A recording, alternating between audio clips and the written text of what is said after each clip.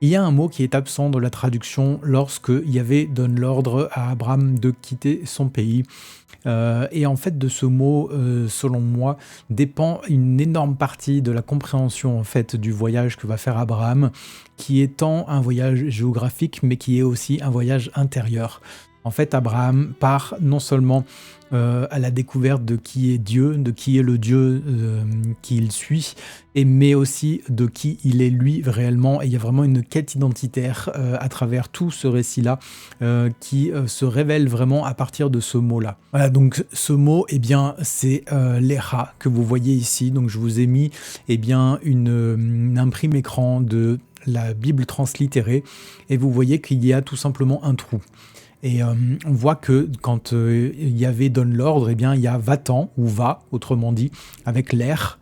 Mais il y a aussi l'Echa qui est juste à côté, qui lui n'est absolument pas traduit. Comme vous pouvez le voir, il y a vraiment juste un trou. Alors du coup, qu'est-ce que veut dire ce mot-là et pourquoi il est, selon moi, aussi important pour la compréhension de la suite? Eh bien, ce mot veut dire à la fois pour toi et vers toi. Donc là, on comprend que, eh bien, quand il lui dit « va-t'en de ton pays », il lui dit « va-t'en pour toi » et ou « va-t'en vers toi-même ».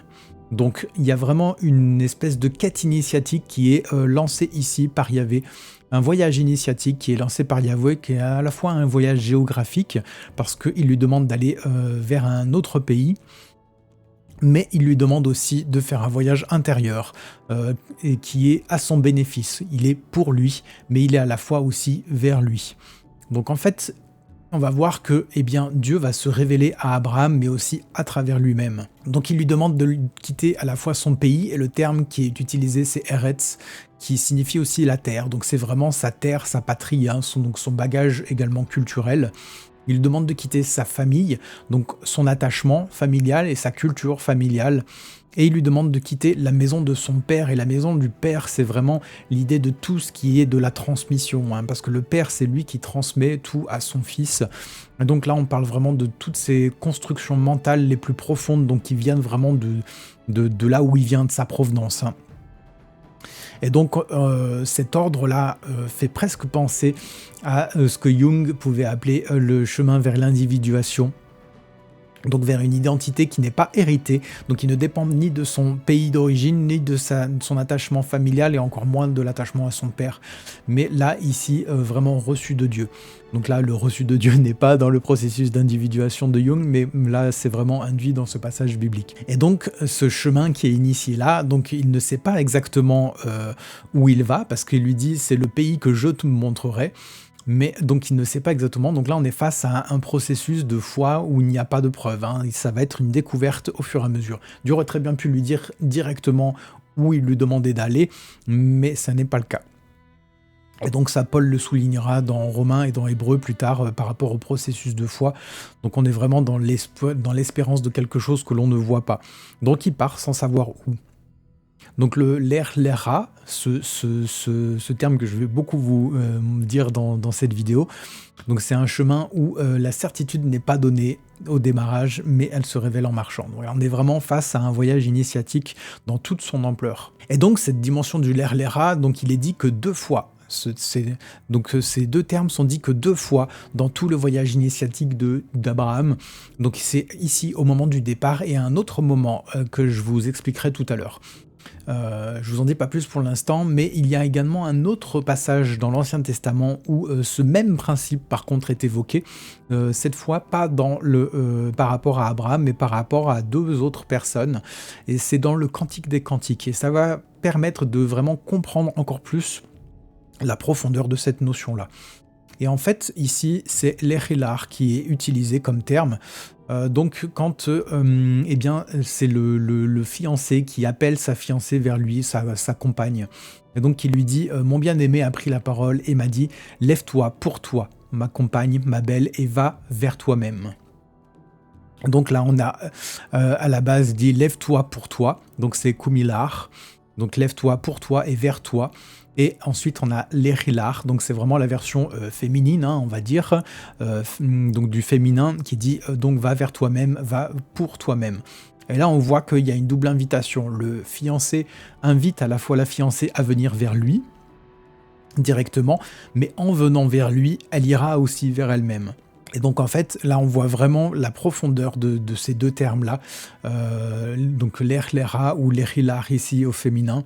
C'est vraiment une invitation d'aller vers la figure de Dieu, hein, parce que là le fiancé c'est vraiment la représentation de Dieu, on va dire. Et donc il invite sa fiancée, donc qui représente le croyant, à venir vers lui pour l'union, hein. Vous vous rappelez, l'union, on en parlait dans la vidéo sur Genèse. Donc il y a vraiment une volonté de Dieu d'union avec le croyant, donc que le croyant soit uni au divin, mais et que du coup, donc il se découvre à travers cette union aussi. C'est pas dans une notion de s'oublier soi-même, c'est vraiment dans une notion de découverte de soi. Et donc dans les deux cas, c'est un appel à une rupture, c'est-à-dire va, sors de quelque chose. C'est-à-dire on ne reste pas à l'endroit où on est. Donc il y a une notion à la fois de là ici de se lever et d'aller vers. Donc il y a une rupture qui est là. Et donc c'est pour aller vers une autre personne, ici Dieu. Et ça va être pareil pour Abraham, dans une découverte de Dieu, et donc dans une découverte de l'identité profonde, hein. Voilà, donc on va développer la notion de voyage initiatique et je vais vous faire un peu un tableau global du voyage d'Abraham et de Sarah a fortiori. Et donc on peut voir donc ce qu'on vient de dire, hein, au démarrage de leur voyage, eh bien il y a une rupture avec le repère familiaux, hein, donc ils leur demandent de partir de leur terre et également de leur famille, donc de tous leurs repères familiaux, culturels, religieux. Et donc s'ensuit la confrontation aux peurs et à la notion de survie pour Abraham quand il est en Égypte et que donc il se sent en danger et donc il ment sur sa femme et il ne dit pas que c'est sa femme, il dit que c'est sa sœur, donc parce qu'il a peur pour leur sécurité. Et donc là on a vraiment un dévoilement des faiblesses d'Abraham. Donc on démarre par le creux du sujet, hein, la part d'ombre finalement, comme on pourrait le dire dans des termes psychologiques. Donc c'est vraiment le dévoilement de l'ombre d'Abraham, ici, avec les peurs fondamentales qu'il peut avoir. Ensuite, dans une deuxième étape, il a un refus de richesse. Donc je ne vais pas tout décrire l'histoire, hein, ça serait trop long dans cette vidéo et c'est pas le but. Mais on va vraiment ici amener vraiment les significations plus de toutes ces étapes-là. Donc à un moment donné, il refuse du pouvoir et des richesses, donc Genèse 14, donc là qui lui sont proposées. Donc ensuite, il a une acceptation que la bénédiction vienne de la promesse divine et non de ses propres forces. Donc ensuite, il y a la tentative d'accomplir la promesse qu'il lui dit depuis le début, parce qu'il sait qu'il va avoir une postérité. Et donc, voyant que sa femme ne peut pas engendrer, eh bien, il va se tourner sur le conseil de sa femme vers donc la servante Agar. Et donc là, on voit qu'il n'agit pas, donc c'est pas une volonté frontale d'aller contre Dieu, mais c'est plus par ignorance vraiment de la volonté divine qu'une faute frontale. Il n'y a pas une volonté ici d'aller contre Dieu. Mais malgré tout, il fait fausse route en faisant ça. Et donc ce qui va avoir des conséquences derrière. Ensuite, il va y avoir l'étape de l'alliance et donc de la matérialisation de l'alliance par la circoncision. Et donc, ils sont renommés. On va développer juste après, d'ailleurs, le changement de nom.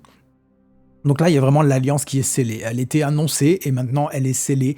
Et donc, elle est scellée également dans la matière, dans la chair, hein, par la circoncision et également par le nom.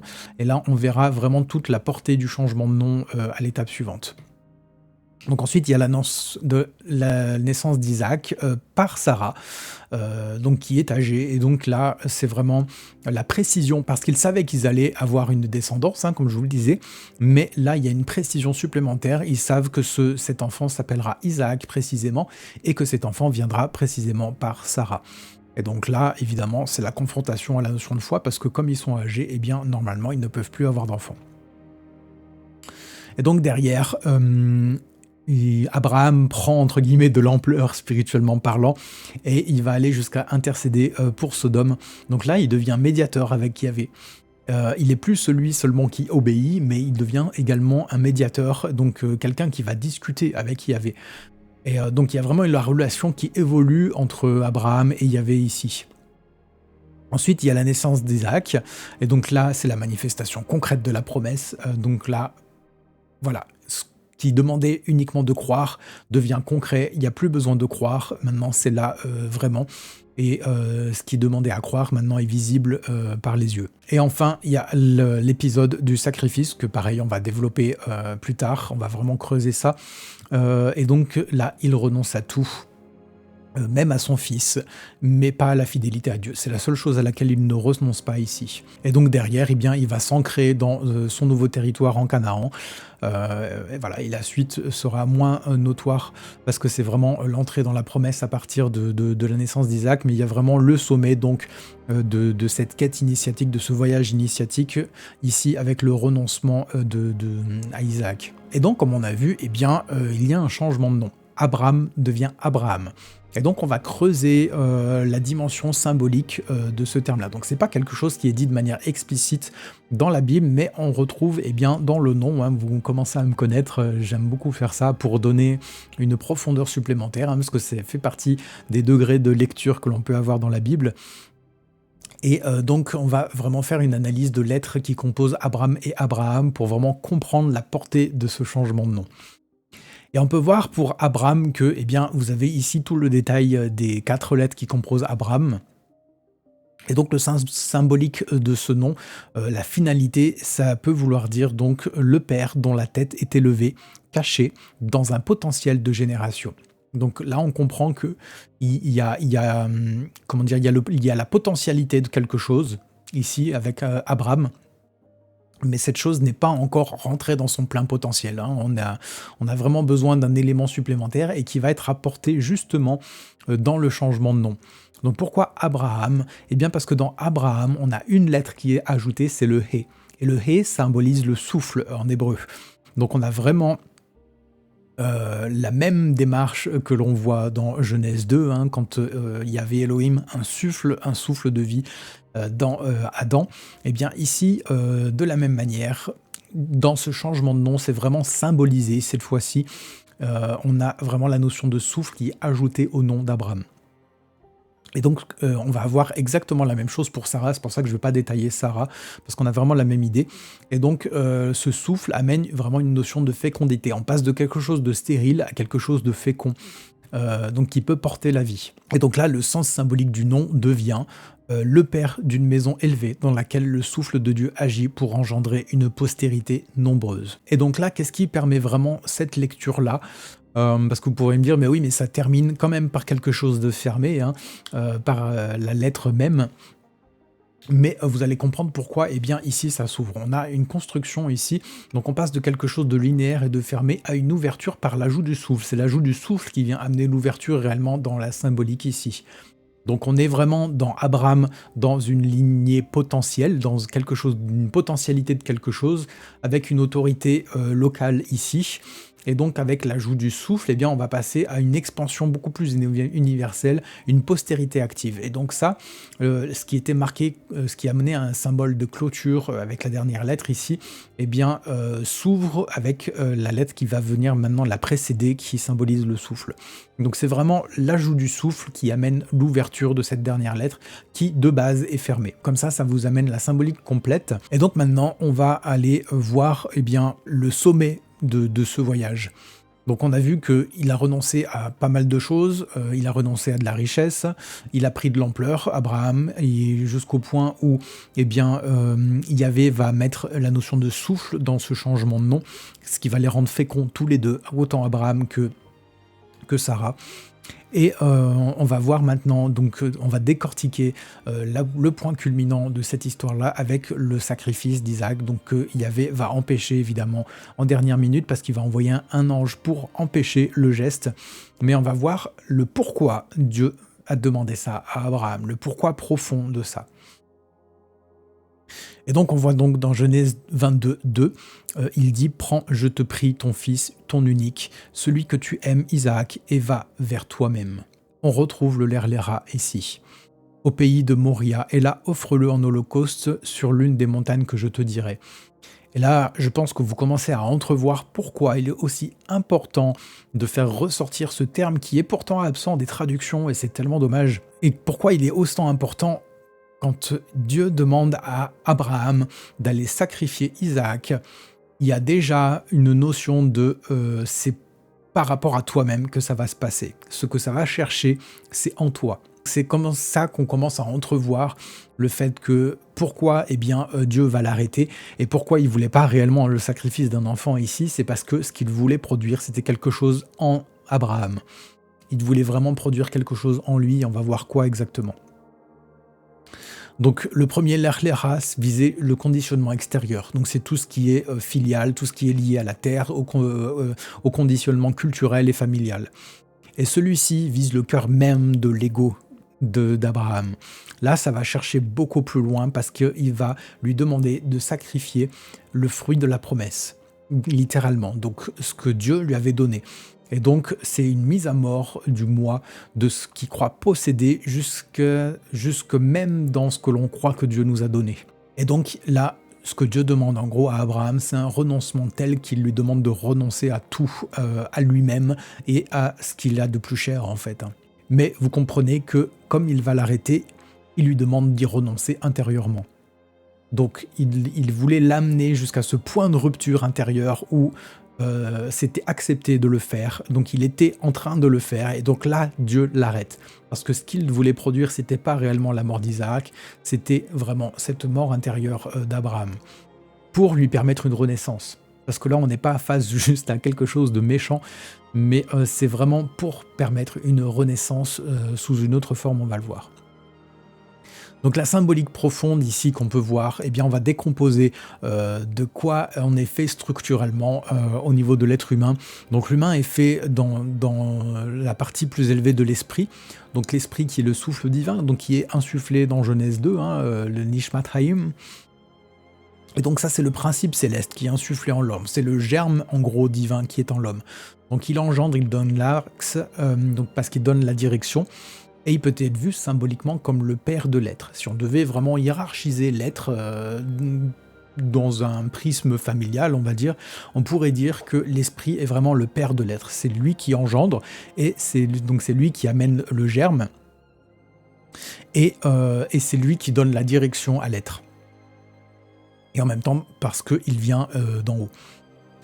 Ensuite, on a l'âme, donc elle est engendrée par l'union de ce qui était stérile, donc le Afar Adama, qu'on a vu dans la vidéo sur Genèse 2. Donc elle naît de l'union entre Afar Adama et de Nishmat Hayim. Donc elle naît de la poussière de la terre et du souffle divin qui est insufflé dans cette poussière de la terre. Donc de cette union naît l'âme. Donc elle est engendrée, elle est le reflet du céleste et elle est la médiatrice entre le ciel et la terre. Donc elle est quand même du terrestre, mais elle est médiatrice entre les deux. Et donc elle peut être vue comme l'enfant par ce prisme-là, parce qu'elle est engendrée par ça, par ce principe-là. Et enfin on a le corps, donc lui qui est Afar Adama. Lui c'est vraiment la poussière, le corps, c'est le côté mortel. Donc il est ce qui manifeste les désirs de l'âme, parce que l'âme a le siège des désirs, et donc le corps manifeste les désirs dans la matière. Et donc l'écho scripturaire, l'écho dans la Bible, on le retrouve donc dans Genèse 2, comme je vous le disais. Donc il y avait Elohim forma l'homme de la poussière du sol et souffla dans ses narines un souffle de vie, et l'homme devint une âme vivante.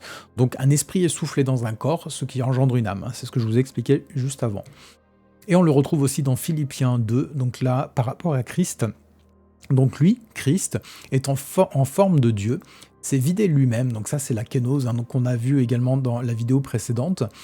Donc il s'est littéralement vidé de sa substance, lui-même prenant une forme de serviteur et devenant semblable aux hommes. Donc là, c'est le principe céleste, la forme de Dieu, qui se fait image dans l'âme, donc forme de serviteur, donc qui est le rôle de médiateur, et il entre dans un corps, donc d'où l'apparence d'homme. Donc vous comprenez vraiment cette hiérarchie ici.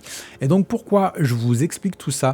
Eh bien parce que on est face à un schéma où le Père, Dieu, demande au Fils, Abraham, de sacrifier son propre fils à lui.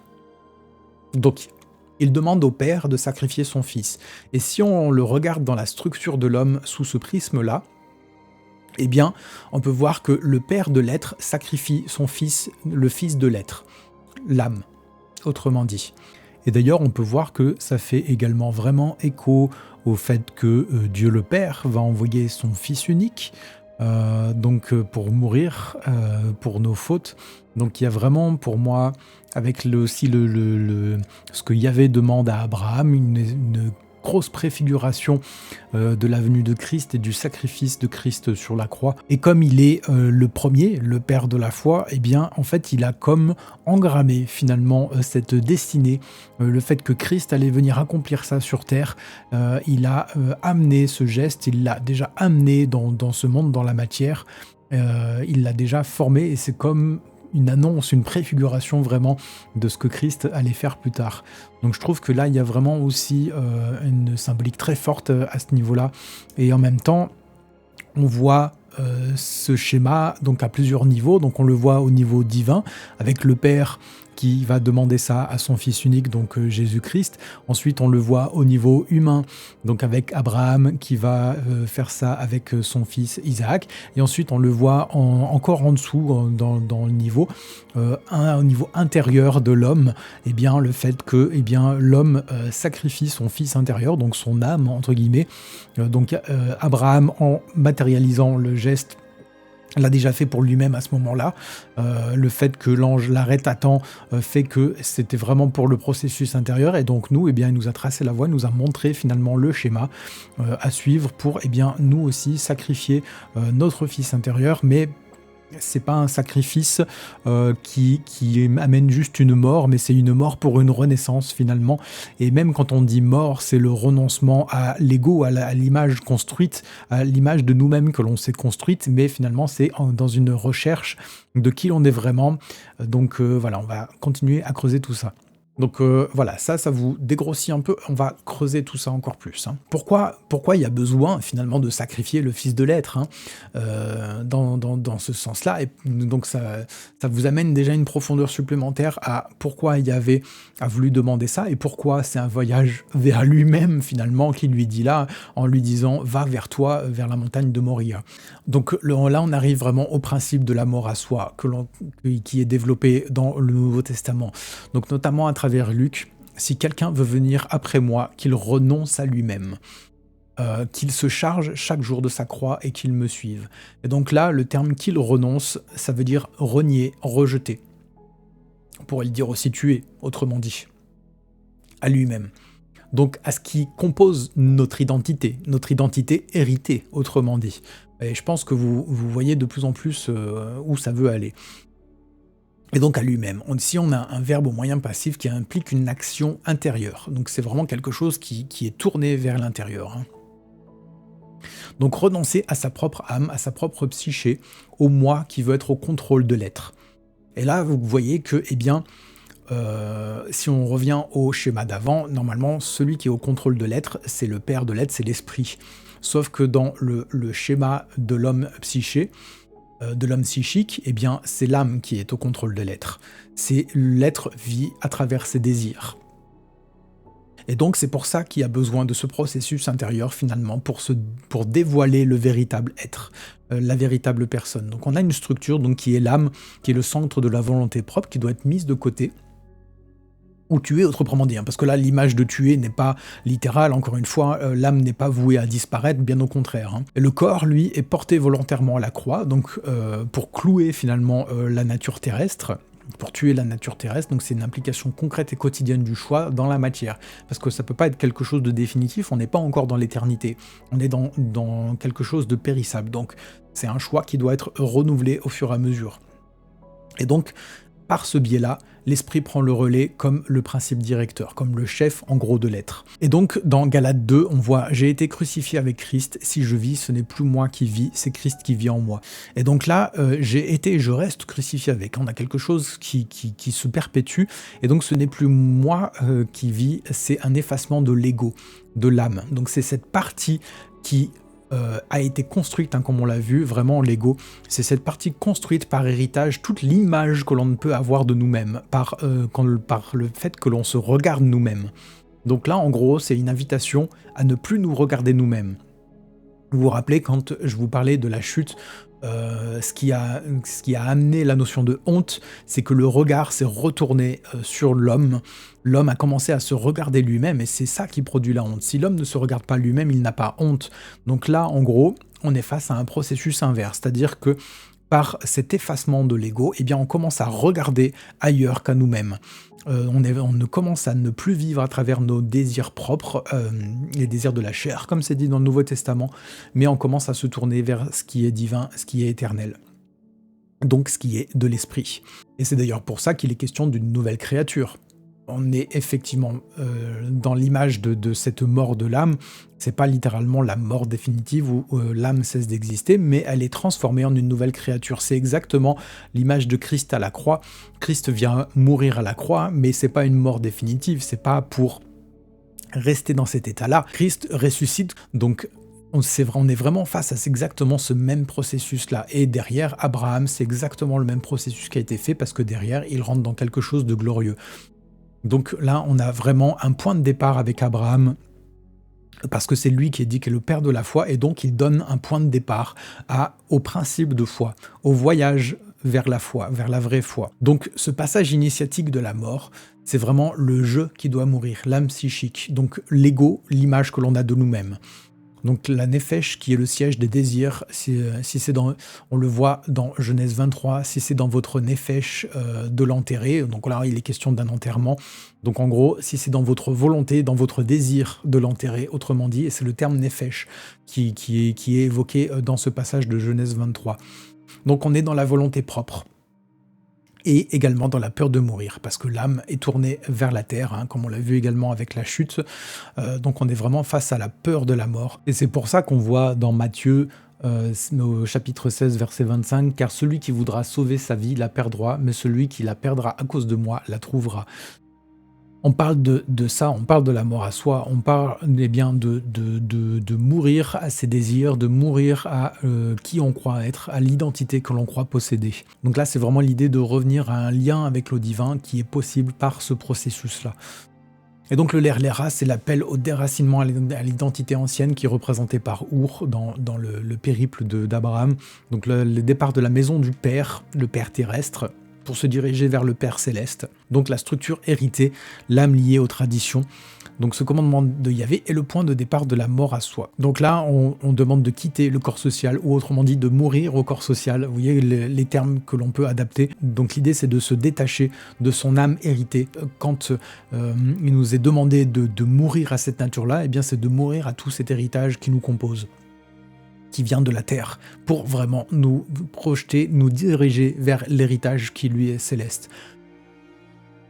Et donc comme tout est amené à périr sur la terre, tout est périssable, et bien là, en gros, il nous demande de prendre les devants sur la structure même de notre être et d'accepter finalement eh bien, d'aller vers ce côté périssable avant la mort physique, pour pouvoir vivre une renaissance, finalement, tournée plus vers l'esprit et vers le céleste, plutôt que vers la terre et le périssable. Et donc, on voit également ce principe-là dans 1 Corinthiens, où c'est dit que le premier homme, Adam, devint une âme vivante, donc une nefesh haya, et le dernier Adam devint un esprit vivifiant. Donc là, quelque chose de céleste. Donc l'âme vivante, c'est vraiment l'homme terrestre, et l'esprit vivifiant, c'est l'homme céleste. Donc en gros, il demande à l'homme terrestre d'accepter d'aller directement vers ce qu'il est destiné à faire, donc c'est-à-dire mourir, pour se tourner vers la part d'éternité, vers l'homme éternel, vers l'homme céleste. Donc l'homme psychique doit mourir pour que l'homme spirituel advienne. Donc la mort à soi, vous comprenez que c'est pas une fin en soi, c'est le cas de le dire, mais c'est plutôt quelque chose qui est tourné vers l'avenir et vers l'éternité. Donc c'est vraiment extrêmement positif en fait comme notion. Et ce que Dieu a demandé à Abraham là, c'est de poser quelque chose. Il a posé pour une première fois cet acte-là tellement fort en fait, et que ça a tracé un chemin en fait pour les autres. Il a vraiment ouvert un chemin de foi pour les autres qu'aujourd'hui on peut vivre à titre personnel. Donc forcément, ce qu'Abraham a fait, ce que Dieu a attendu de lui, c'est parce que c'était Abraham et qu'il n'y avait que lui qui pouvait porter ça, c'était lui qui devait le porter. Mais en tout cas, il nous a montré un exemple à suivre en termes de voyage intérieur et d'aller, comme lui l'a fait finalement, en nous-mêmes à la rencontre de Dieu. Et d'ailleurs, cette notion de en nous-mêmes, on la retrouve même dans le Nouveau Testament quand c'est dit que nous sommes le temple. Nous sommes le temple du Saint-Esprit, c'est exactement ce que ça veut dire, c'est qu'on est amené à trouver Dieu en nous. Donc il y a vraiment cette idée d'aller vers soi et pour aller vers Dieu, et que Dieu se trouve en nous. Donc si on veut aller à sa rencontre, eh bien, on sait où on doit aller. Il y a tout le trajet extérieur, le trajet géographique, comme on le voit à Abraham, il y a aussi cette notion-là, mais il y a la notion que l'on ne voit pas naturellement et qui pourtant est autant importante, c'est le voyage à l'intérieur de soi, parce que c'est là que l'on trouve Dieu. Et donc la finalité, on l'a vu avec Abraham, il a changé de nom. Et en fait, on est amené à changer de nom aussi. Et il en est question dans le Nouveau Testament également, dans Apocalypse. On va le voir, donc le vieil homme, en fait, porte un nom d'âme. Parce qu'il nous est donné par héritage par nos parents. Hein. Donc c'est nos parents qui nous donnent un nom, ils nous nomment d'un nom terrestre, on va dire un nom d'âme. Tant que l'homme vit selon la chair et l'âme psychique, donc ce qu'on appelle le vieil homme, il agit sous une identité qui est construite, qu'il s'est construit par son héritage, mais également par son vécu à lui-même. Et on voit dans Apocalypse 2, à celui qui vaincra, je donnerai une pierre blanche, sur cette pierre un nom nouveau, que personne ne connaît, sinon celui qui le reçoit. Donc ça, c'est quelque chose qui va le faire pour celui qui vaincra. Donc ce nom nouveau désigne la véritable identité spirituelle, inconnue du monde, mais connue de Dieu seul. Voilà le plan global que je voyais à travers tous ces textes-là. Voilà donc ce qu'on peut dire de ce voyage initiatique d'Abraham, à la fois à l'extérieur et à la fois vers l'intérieur, pour se trouver lui-même et se trouver Dieu. Et cette invitation à vivre nous la même chose pour nous trouver nous-mêmes et trouver notre véritable identité à travers Christ, avec l'Esprit.